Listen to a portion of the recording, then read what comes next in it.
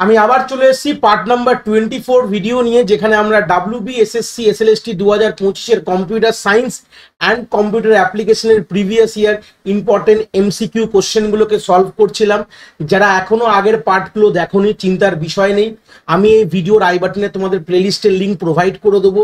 তোমরা যদি সিকোয়েন্সিয়াল কনসেপ্টগুলোকে দেখো তাহলে কিন্তু আইডিয়া তোমাদের আরো ভালো ক্লিয়ার হয়ে যাবে। তো চলো দেরি না করে ভিডিওটাকে শুরু করা যাক। প্রথম প্রশ্ন কি বলছে, প্রশ্নটা এসেছিল 2016 সালে এসএলএসটি কম্পিউটার সায়েন্স থেকে। প্রশ্নটায় কি বলছে সেটা একটা আইডিয়া ক্লিয়ার করি। বলছে যে staircase switch is a example of which logical operation. Staircase switch কোন লজিক্যাল অপারেশনের এক্সাম্পল? তো চলে আসি একবার দেখি গল্পটা কি বলছে। স্টেয়ারকেস মানে সিঁড়ি। ধরে নাও অনেক লোকেদের বাড়িতে এরকম সিঁড়ি এরকম থাকে, যেখানে সিঁড়ির ওঠার সময় সিঁড়ির ওঠার মুখে একটা এরকম সুইচ থাকে, আর সিঁড়ির মাঝখানে ধরে নাও এরকম একটা বাল্ব রয়েছে কোনোভাবে। এবার ধরে নাও মানুষটা যখন উঠবে সিঁড়িতে, সিঁড়িটা অন্ধকার রয়েছে, তো সেই সুইচটাকে প্রেস করলেই বাল্বটা জ্বলে যাবে, তারপর সে সিঁড়িতে এরকম ভাবে আরামসে উঠবে। এরকম নর্মালি অনেক লোকেদের বাড়িতে এই কনসেপ্ট থাকে। এবার যখন সিঁড়িতে উঠে গেল তখন সে কি করবে? তখন কি সে আবার নিচে নেমে এসে সুইচটা নেভাবে? না, তার সিঁড়ির ওপরেও আরেকটা সুইচ থাকে, যখন মানুষটা ওপরে উঠে যায় তখন সেটা কিন্তু আবার এখানে প্রেস করে এই বাল্বটাকে নেওয়ানোর অপশন থাকে। এইটাকে বলা হয় স্টেয়ারকেস সুইচের এক্সাম্পল, যেখানে আমাদের একটা বাল্বকে জ্বালাতে, বাল্ব হতে পারে, ফ্যান হতে পারে, সিঁড়িতে হয়তো ফ্যান হবে না, সিঁড়িতে লাইটই হয়, তো সেই সূত্রে দাঁড়িয়ে দুটো সুইচ দিয়ে অপারেট করতে পারছি। তাই এটা কিসের এক্সাম্পল, এই প্রশ্নটা করেছে, খুবই ইম্পর্টেন্ট প্রশ্ন। এই যে গল্পটা যে স্টেয়ারকেস সুইচ, কিন্তু এর অ্যান্সার হবে জ্বর। দেখতেই পাচ্ছ কেন হবে, তার আইডিয়াটা ক্লিয়ার করে নাও। স্টেয়ারকেস সুইচকে টু ওয়ে মাল্টিওয়ে সুইচ বলা হয়। টু ওয়ে মাল্টি মানে একটা দিয়ে জ্বালালে একটা দিয়ে নেভাতে পারছে, এটাকে বলে টু ওয়ে মাল্টিওয়ে সুইচ। যেখানে কি করছে, লাইট কখন জ্বলবে বা নিভবে সেটা দুটো ডিফারেন্ট লোকেশন থেকে কিন্তু আমরা ডিসাইড করতে পারছি। মানে একটা লোকেশন থেকে জ্বালাচ্ছি, একটা লোকেশন থেকে নেভাচ্ছি। যেরকম এক্সাম্পলে বললাম যে হয়তো নিচ থেকে জ্বালালাম, ওপর থেকে নেভালাম, বা উপর থেকে জ্বালালে নিচ থেকে। উল্টো দিকটাও সেম হবে, যে কোনো মানুষ যখন নামবে শীতে তখন সে ওপর দিয়ে জ্বালালো, নিচ দিয়ে নেভালো। এই যে কনসেপ্টটার গল্প। এবার ধরে নাও লাইটটা জ্বলছে, সেটাকে আমরা ডিনোট করছি স্টেট 1 দিয়ে, মানে যখনই কিছু জ্বলে সেটাকে 1, আর নেওয়া মানে এটাকে 0 দিয়ে ডিনোট করছি। এবার গল্পতে কি রয়েছে আইডিয়াটা নিয়ে নাও, যে লাইট কখন জ্বলবে যখন দুটো সুইচ ডিফারেন্ট পজিশনে থাকে। তাহলে একটা গল্প এখান থেকে রাখি। ধরে নাও সুইচটা এরকম দেখতে, তার ধরে নাও এটাকে, এই যে একটা সুইচের ধরো ডিরেকশন, আর এটা হচ্ছে তার অপোজিট ডিরেকশন, মানে যখন আমি এখানে প্রেস করলাম সুইচটা এরকম দেখতে লাগলো। তাহলে দুটো সুইচের যদি লোকেশন বা দেখতে বা যে আইডিয়াটা যদি ডিফারেন্ট কন্ডিশনে হয়, মানে দুটোর পজিশন যদি ডিফারেন্ট হয়, তাহলেই কিন্তু সুইচটা জ্বলবে। দুটো যদি একই দিকে এরকম ভাবে থাকে তাহলে কিন্তু সুইচ জ্বলবে না। এটা হচ্ছে বেসিক আইডিওলজি। তাহলে গল্পটা এখান থেকে কি আসছে, যে লাইট কখন অন থেকে অফ হয়, যখন either of the switch flip থাকে। ফ্লিপ কথাটা মানে হচ্ছে এই একটা জায়গায় রয়েছে, এটাই প্রেস করলে এখানে হয়ে গেল, মানে গল্পটা এখানে জ্বললো, এটা দিয়ে নিভলো। এই হচ্ছে বেসিক আইডিয়া। তার মানে এখান থেকে কি আসছে, যখন দুটো সুইচের স্টেট ধরে নাও 0, আমি যদি একটা দুটো সিমিলার গল্প বোঝাই, ধরে নাও এটা হচ্ছে 0, এটা হচ্ছে 0, এটা হচ্ছে 1, কেন? এটা পজিশনটা চেঞ্জ আছে। তাহলে দুটো যখন একই পজিশনে থাকে, সুইচের মুখটা যদি একই রকম দেখতে লাগে, তখন লাইট জ্বলবে না। আর দুটো ডিফারেন্ট, যেটা বললাম, সুইচের পজিশন যদি দুটো ডিফারেন্ট হয় তাহলেই লাইট জ্বলবে, জ্বলা মানে 1। তাহলে এখানে গল্পটা কি আসছে, যদি সুইচ এ যদি 1 হয়, সুইচ বি যদি 1 মানে অন আছে, এটা অফ হয়, তাহলেই কিন্তু লাইটটা জ্বলছে। দুটো যদি একই স্টেটে থাকে তাহলে কিন্তু লাইট কোনোভাবেই জ্বলবে না। তাহলে এই যে টেবিলটা দেখলে, টেবিলটা ভালো করে দেখো তো, সেম থাকলে 0, ডিফারেন্ট থাকলে 1। এটা কার গল্প? এটা হচ্ছে কিন্তু আমাদের জ্বরের গল্প। তার মানে গল্পটাই কি আসছে, the output toggle when the input differ. Toggle কথাটা মানে চেঞ্জ, যদি চেঞ্জ হচ্ছে যদি আমাদের ইনপুট ডিফারেন্ট হয়, তাহলে এটা কিন্তু একটা জ্বর গেটের কিন্তু একটা বিহেভিয়ার বলতে পারো। তাহলে অ্যান্সার কি হয়ে যাবে? অ্যান্সার হয়ে যাবে সি, আমাদের জ্বর গেট। নেক্সট প্রশ্নটা আমাদের 2016 সালের এসএলএসটি থেকে এসছে, আমাদের কম্পিউটার সায়েন্সে এসছে। প্রশ্নটায় কি বলেছে, বলেছে number of swap using bubble sort for the list. এটা তলায় দিয়ে কিছু নম্বর দিয়ে দিয়েছে, বলেছে নাম্বার অফ সোয়াপ কতগুলো হবে। এই প্রশ্নটা খুবই লেন্দি প্রশ্ন। আমাদের নর্মালি এক একটা প্রশ্ন এই বছরের যদি টাইম লাইন দেখি আমাদের 1.5 মিনিটের মধ্যে সলভ করার আইডিয়া থাকতে হবে। তো মোটামুটি আমাকে প্রত্যেকটা এরিয়াতে বাবেল শটের কনসেপ্ট প্রথমত জানতে হবে। আমি সেটা এখানে ডিসকাস করলাম না, ধরে নিলাম তোমরা জানো। না হলে আমার ডেটা স্ট্রাকচার প্লেলিস্টে কিন্তু বাবেল শট কি করে করবো আমি স্টেপ বাই স্টেপ এই সোয়াপিং গুলো দেখিয়েছি। যারা মনে হয় দেখতে চাও, আমার ডেটা স্ট্রাকচার প্লেলিস্টে ভিজিট করে বাবেল শট, ইনসারশন শট আর সিলেকশন শটের একটা ইন্ডিভিজুয়াল ভিডিও রয়েছে। সেই প্লেলিস্টের মধ্যে 3টে শটই তোমাদের সিলেবাসে রয়েছে, দেখলে কনসেপ্ট তোমাদের ক্লিয়ার হবে। আমি জাস্ট এখানে সোয়াপিং নাম্বার অফ সোয়াপ গুলো আমি এখানে লিখে রেখেছি। এই নোটসটা আমি টেলিগ্রামে দিয়ে দেবো, তোমরা এখান থেকে দেখে নিতে পারো। তাহলে প্রথমে কিরকম, যদিও ফার্স্ট ইটারেশনে আমাদের কতগুলো সোয়াপ হচ্ছে, 5টা সোয়াপ। যদি এটা দেখো কিভাবে সোয়াপিং হয়, এটা আইডিয়া আমি ধরে নেবো তোমরা জানো। আর সেকেন্ড ইটারেশন মানে সেকেন্ড পাসে আমাদের 4টে সোয়াপ। থার্ড যদি পাসের দেখো আমাদের দুটো সোয়াপ হচ্ছে, 4th-এ 1, 5-এ 1 এবং 6th-এ সোয়াপে 6টা এলিমেন্ট আছে, তো 6 সোয়াপে আমাদের কিন্তু আলটিমেটলি একটা সোয়াপ হচ্ছে। তো টোটাল কতগুলো যদি সোয়াপ যদি যোগ করো আমরা পাবো যে 14খানা সোয়াপিং হওয়ার পর লিস্টটা গিয়ে শর্ট হবে। আমরা দুটো ফর লুপ লিখি জানি, একটা আয়ের লুপ, জে এর লুপ। তো জে এর লুপের মধ্যে সোয়াপিং করি, তাহলে গল্পটা এটাই আসছে, ফার্স্ট পাস মানে আয়ের লুপের রেসপেক্টে জে এর লুপের কতগুলো সোয়াপিং হয়েছে, এটা হচ্ছে সেই জে এর লুপের গল্প। যদি আরো বিস্তারিত জানতে হয় তোমাদের ভিজিট করতে হবে, ডিটেলস গিয়ে বাবেল শর্ট দেখতে হবে। যদি ভুলে গিয়ে থাকো তাহলে অ্যান্সার কিন্তু এখান থেকে 14 হবে, ডি ইজ ইকুয়াল টু 14। এই হচ্ছে ব্যাপার। পরের প্রশ্ন চলে আসলাম আমাদের, যেটা এসছে 2016 সালে কম্পিউটার সায়েন্স এসএলএসটি থেকে চলে এসছে। কি বলেছে, এটা আমাদের বাইনারি ট্রি থেকে প্রশ্ন দিয়েছে। তোমাদের মনে মনে থাকবে সিলেবাসে কিন্তু স্যার বাইনারি ট্রি ছিল না, কিন্তু তোমাদের বাইনারি ট্রি পড়তে হবে, ডেটা স্ট্রাকচারের পার্ট একটা। বাইনারি ট্রিতে কিন্তু প্রশ্ন কিন্তু 1 থেকে 2খানা দিয়েছে। তো তোমরা যখন এই বছরের জন্য পড়াশোনা করছো বাইনারি ট্রিটাকেও খুব ভালো করে পড়াশোনা করে নাও। হয়তো আদার্স ট্রি আর দেবে না, বাইনারি ট্রিতে কিন্তু প্রশ্ন না থাকলেও, ট্রি না থাকলেও সিলেবাসে বাইনারি ট্রিতে কিন্তু প্রশ্ন দেবেই। কি বলছে, the depth of complete binary tree with an node. যদি আমাদের এন খানা নোড হয়, ডেপথের আমাদের রেসপেক্টিভলি ফর্মুলা রয়েছে।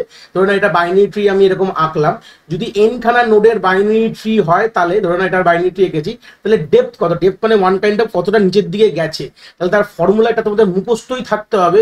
ফর্মুলা হয়ে গেছে log base two n plus 1, যা রেজাল্ট তোমার থাকবে সেখান থেকে তোমার -1 করলে তুমি ডেপথ পেয়ে যাবে।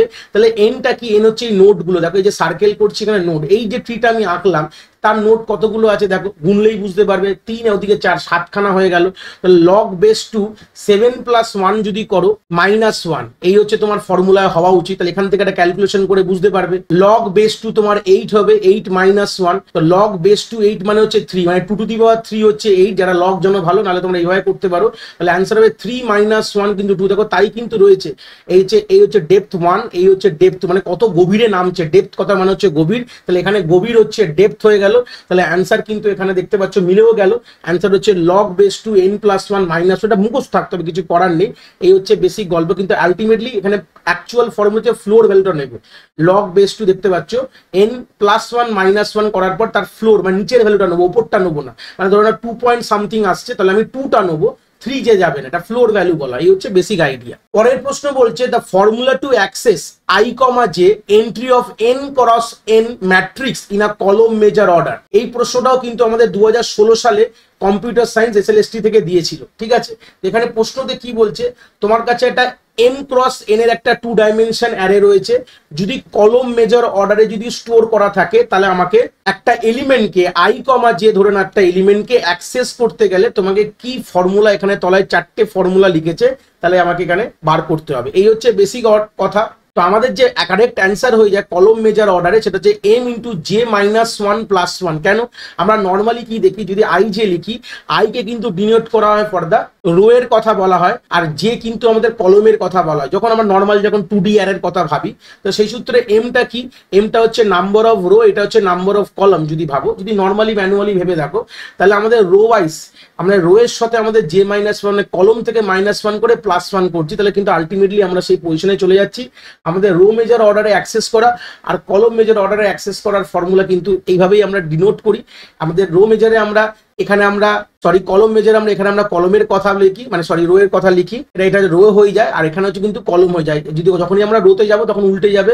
রো যদি এই সেম প্রশ্নটা আমাদের রোতে যেত, তাহলে কি হতো, তাহলে গল্প কিন্তু হয়ে যেত n, এইটা কিন্তু আমার অ্যান্সার হয়ে যায়। যদি আমাদের কোথায় যেত, যদি আমাদের রো মেজার অর্ডার বলতো, এটা কলম মেজার বলে আমাদের m ব্র্যাকেটে j - 1 + 1 আছে, কিন্তু এটা যদি রো মেজারে গল্পতে চলে যেত, তখন কিন্তু n ব্র্যাকেটে i - 1 + j হয়ে যেত। এই হচ্ছে বেসিক আইডিয়াটা।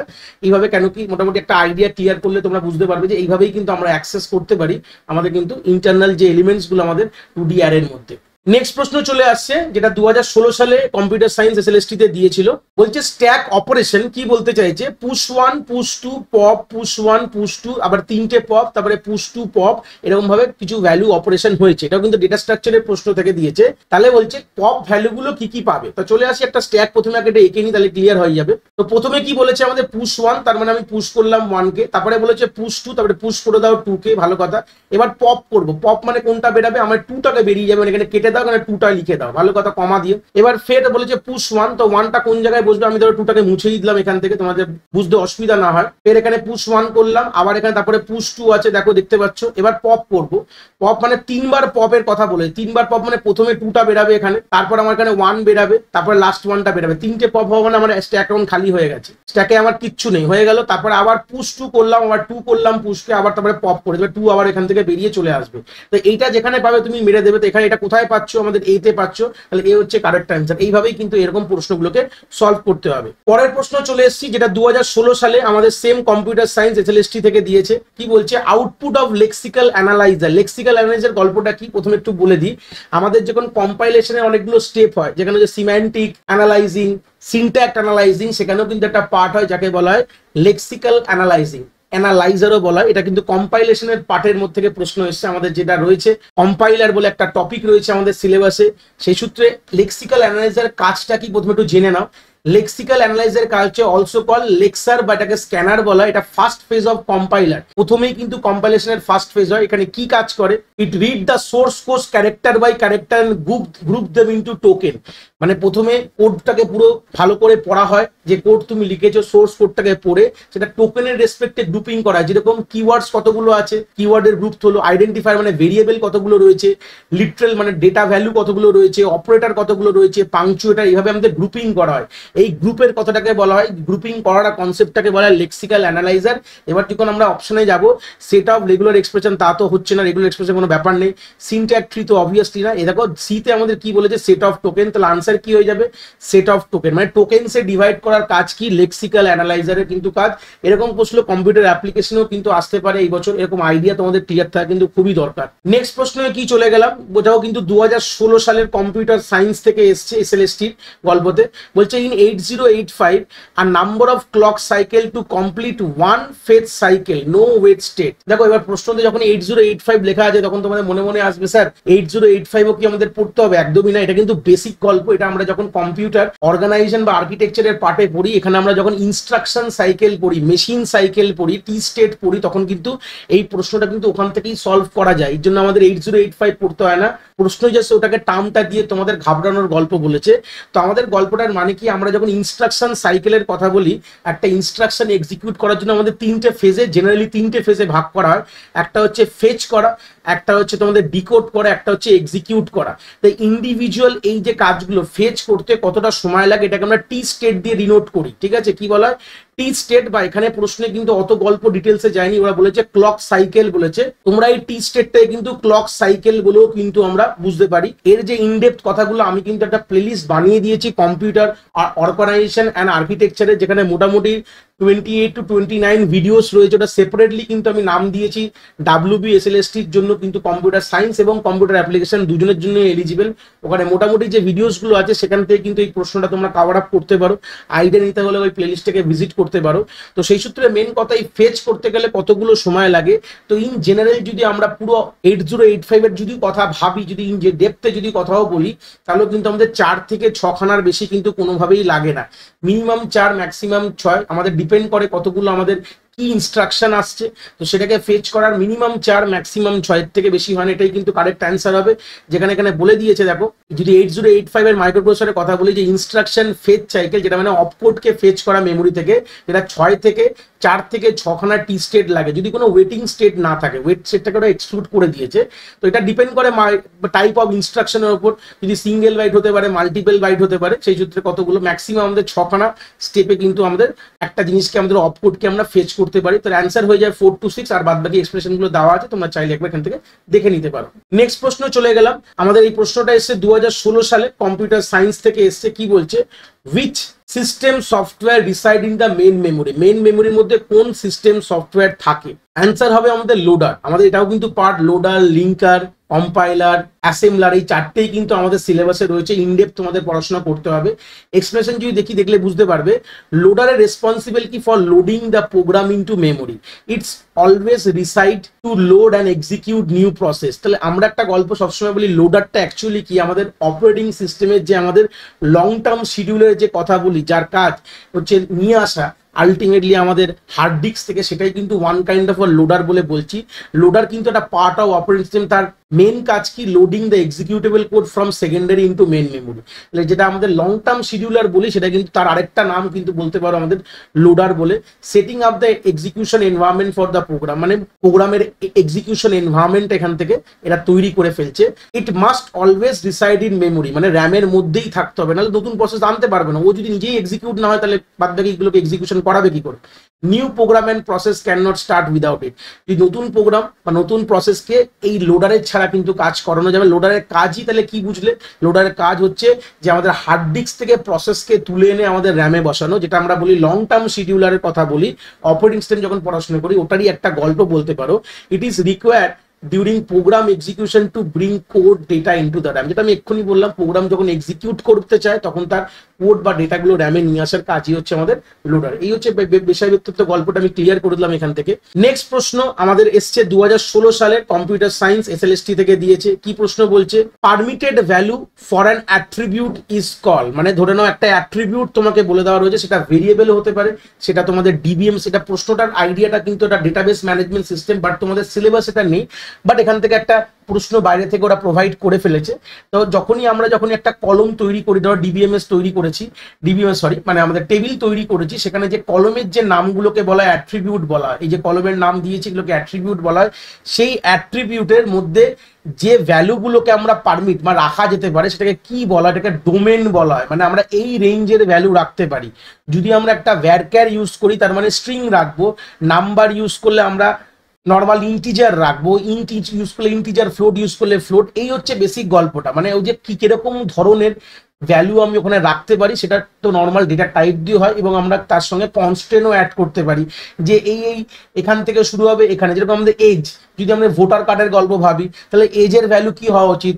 যে 18 থেকে শুরু বেশি হতে হবে, 18 এর কম হলে হবে না, 18 বা 18 থেকে বেশি। তাহলে এই যে রেঞ্জটা আমরা দিচ্ছি, এগুলো কিন্তু ওয়ান কাইন্ড অফ ডোমেন বলে। তো এই হচ্ছে গল্পটা। তাহলে মোটামুটি আইডিয়া ক্লিয়ার। ডোমেন মানে কি? একটা সেট অফ ভ্যালু যেটা একটা অ্যাট্রিবিউট নিতে পারে, যেটা কলমের মধ্যে কি থাকবে, সেটিং ভ্যালুগুলো, এটাই হচ্ছে। এটাকে আদার্স টার্মে আমরা ডেটা ইন্টিগ্রিটিও বলতে পারি, যেটা আমাদের এই কলমগুলো এর বাইরে কিন্তু ডেটা রাখতে পারবে না।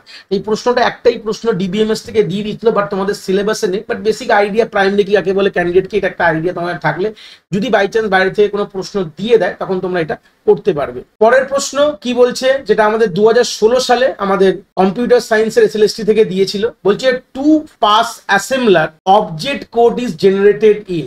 যদি আমাদের টু পাস অ্যাসেম্বলার কথা বলা হয়, তো অবজেক্ট কোড কখন জেনারেশন হয়? প্রথমে তার আইডিয়াসটা ক্লিয়ার করে নাও, যে টু পাস অ্যাসেম্বলারের কিভাবে কাজ করে। দুটো তার মেন স্টেজ হয়। প্রথম পাসে কি করে? আমাদের সোর্স কোডটা স্ক্যান করে, সেখান থেকে আমাদের সিম্বল টেবিল তৈরি হয়। সেখান থেকে আমরা কি করে অ্যাসাইন অ্যাড্রেস টু লেভেল অ্যান্ড সিম্বল, প্রত্যেকটি লেভেল এবং সিম্বলের আমাদের অ্যাড্রেসিং জেনারেট করা হয়। এখানে কিন্তু আমাদের অবজেক্ট কোড কিন্তু জেনারেট করা হয় না। তাহলে ফার্স্ট পাসে 3টে কাজ হয়। যদি এরকম প্রশ্ন দেয়, তাহলে ক্লিয়ার করতে পারবে। তো ফার্স্ট পাসে অলরেডি 3টে কাজ হয়। সোর্স কোডকে ক্যান করা হয়, সিম্বল টেবিল তৈরি করা হয়, আর প্রত্যেকটি যে সিম্বল বা লেভেল তার এগেনস্টে অ্যাড্রেসিং করা হয়। এবার সেকেন্ড পাসে কি করা হয়? সেই যে সিম্বল টেবিলটা তৈরি করলাম, যেটা ফার্স্ট ফেজে, সেখান থেকে আমাদের যে কোডটাকে ট্রান্সলেট করা হয় ফাইনাল মেশিন বা অবজেক্ট কোড। এই মেশিন কোডকে আমরা অনেক সময় অবজেক্ট কোড বলা হয়।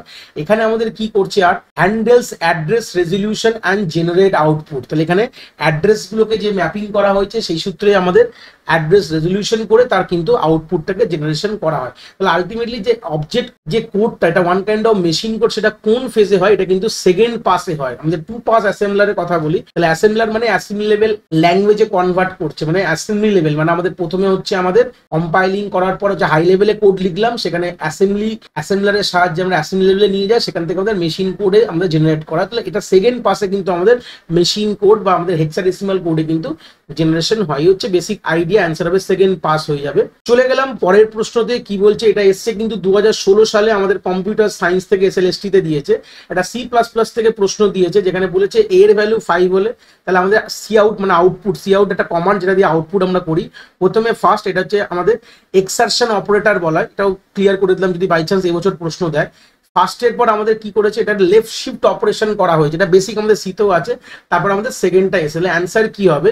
এটাকে বলে bitwise operator, left shift. তাহলে আমাদের 5 ছিল, 5কে আমরা 8 বিটে লিখে নাও এখানে।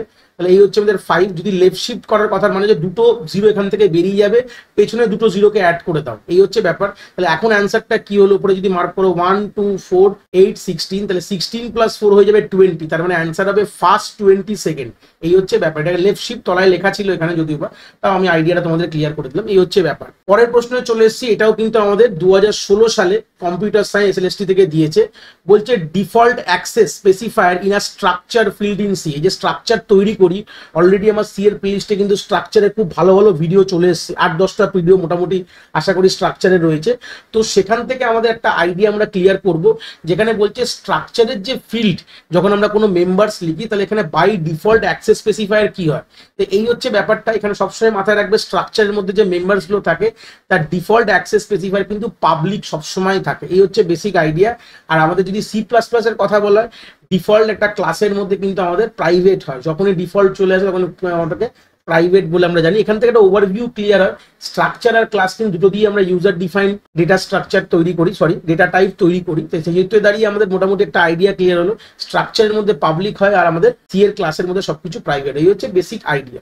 নেক্সট প্রশ্ন চলে এসেছি, সেটাও কিন্তু আমার 2016 সালে আমাদের কম্পিউটার সায়েন্স এসএলএসটি থেকে দিয়েছিল। কি বলছে, requirement of a computer to connect an internet. এটা ইন্টারনেট কানেক্ট করতে গেলে একটা কম্পিউটারে কি রিকোয়ারমেন্টস দরকার পড়ে। তা বেসিক যদি কথা বলি, আমাদের যদি একটা কোনো কম্পিউটারকে যদি ইন্টারনেটে কানেক্ট করা হয় তো অবভিয়াসলি আমাদের কি কি জিনিস লাগে, আমাদের ইন্টারনেট কানেক্টিভিটি লাগে। বাট অপশনে কি কি দিয়েছে বলছে, must have a IBM PC, IBM এর কম্পিউটার দরকার, must have a unique IP address দরকার, মাস্ট বি ইন্টারনেট কম্প্যাটেবল থাকা দরকার, মাস্ট হ্যাভ মডেম। তো এটা প্রশ্নটা একটা গল্প, এই দুটো কিন্তু কথা ভ্যালিড কথা, যে আমাদের ইন্টারনেটকে কম্প্যাটেবল না থাকলে কিন্তু ইন্টারনেট কিন্তু করা যাবে না। এটা তো বেসিক আইডিয়া। মডেম মানে যেটা যে রাউটার, যে আমাদের বাড়িতে ওয়াইফাই রাউটার্স বা আমাদের যে আমরা লাইন কানেকশন নিচ্ছি, মানে মডেম কথাটার মানে যে মডুলেটর ডিমডুলেটর, মানে আমাদের অ্যানালগ থেকে ডিজিটাল সিগন্যালে কনভার্ট করে আর ডিজিটাল থেকে অ্যানালগ। তাহলে এই দুটো জিনিস থাকা তো দরকার, একটা হার্ডওয়্যার পার্টে চলে গেলাম।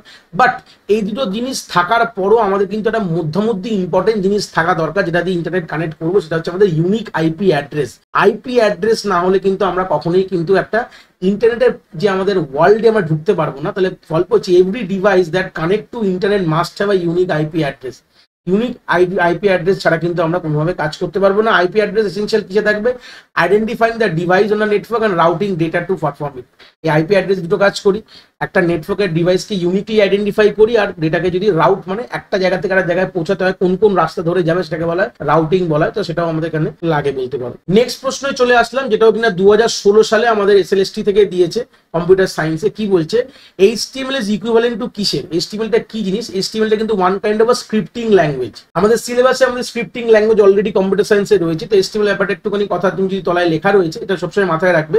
HTML এর ফুল ফর্ম হচ্ছে হাইপারটেক্সট মার্কআপ ল্যাঙ্গুয়েজ বলা। এটা কিন্তু ক্লায়েন্ট সাইড স্ক্রিপ্টিং ল্যাঙ্গুয়েজ, যাই যেরকম HTML CSS জাভাস্ক্রিপ্ট এগুলো সবই কিন্তু স্ক্রিপ্টিং ল্যাঙ্গুয়েজ, এবং PHP is also scripting language. তো সেই সূত্রে গেলে এখানে আমাদের অপশন কিন্তু আমাদের স্ক্রিপ্টিং ল্যাঙ্গুয়েজ বলতে পারো। নেক্সট প্রশ্ন চলে এসেছে, যেটা কিনা 2016 সালে আমাদের কম্পিউটার সায়েন্স এসএলএসটি থেকে দিয়েছে। HTML আমরা কেন ইউজ করি, HTML ইউজেসটা কি আছে। তাহলে এখানে গল্পটা হচ্ছে XML। প্রশ্ন হচ্ছে XML কোথায় ব্যবহার করি। XML কিন্তু আমরা ইউজার ডিফাইন ট্যাগের জন্য কিন্তু খুব ব্যবহার করা হয়। XML আর HTML মধ্যে একটাই পার্থক্য, HTML এর কিন্তু একটা প্রিডিফাইন্ড ট্যাগস রয়েছে, যে ট্যাগস গুলো ব্যবহার করে আমরা কিন্তু কোডিং করি। বাট XML আমি চাইলে কিন্তু নিজের মতন ট্যাগস আমার দরকারে আমি বানাতে পারি। এটাই হচ্ছে বেসিক আইডিয়া। তাহলে এখানে ফুল ফর্ম যদি বলা, এটাকে বলে এক্সটেন্সিবল মার্কআপ ল্যাঙ্গুয়েজ। প্রশ্ন এরকম ভাবেও দিতে পারে। আর এখানে গল্পটায় যে অ্যান্সার কেন ব্যবহার করা, কেন কি এখানে ইউজার ডিফাইন ট্যাগ আমরা নিজের মতন ভাবে ট্যাগ আমরা বানাতে পারি। এই হচ্ছে বেসিক আইডিয়া। লাস্ট প্রশ্নে চলে আসলাম, এটাও কিন্তু আমাদের 2016 সালে কম্পিউটার সায়েন্স থেকে দিয়েছে। কি বলছে, Unix command two delete directory, মানে ডাইরেক্টরি। এটা ইউনিক্স থেকে চলে এসেছে প্রশ্নটা। আমাদের ডাইরেক্টরি ডিলিট করার জন্য কি ইউনিক্স কমান্ড ব্যবহার করব। অপশন হবে, এটা মুখস্থ থাকতে হবে তোমাদের, বি RMDIR। বাদ বাকিটা আমি এখানে বলে দিচ্ছি। RMDIR দিয়ে আমরা ডিরেক্টরি রিমুভ করতে পারি। আর বাদ বাকিগুলো যেগুলো এসে সেগুলো কিতে লাগে, তাহলে এখান থেকে একটা আইডিয়া তোমাদের একটা পড়া হয়ে যাবে। ডিডি কমান্ড দিয়ে এটা কোনো ইনকারেক্ট, কেন ডিডি হচ্ছে একটা use for low level copying data not deletion. এটা ইনকারেক্ট কেন, কেন কি এটা লো লেভেল ডেটা কপি করার জন্য ব্যবহার করা হয়। সিডি কমান্ডটা ইউজ করা হয় চেঞ্জ ডিরেক্টরি করার জন্য। কপি কন কেন, এটাকে আমাদের ডসে ইউজ করা, using DOS to create file.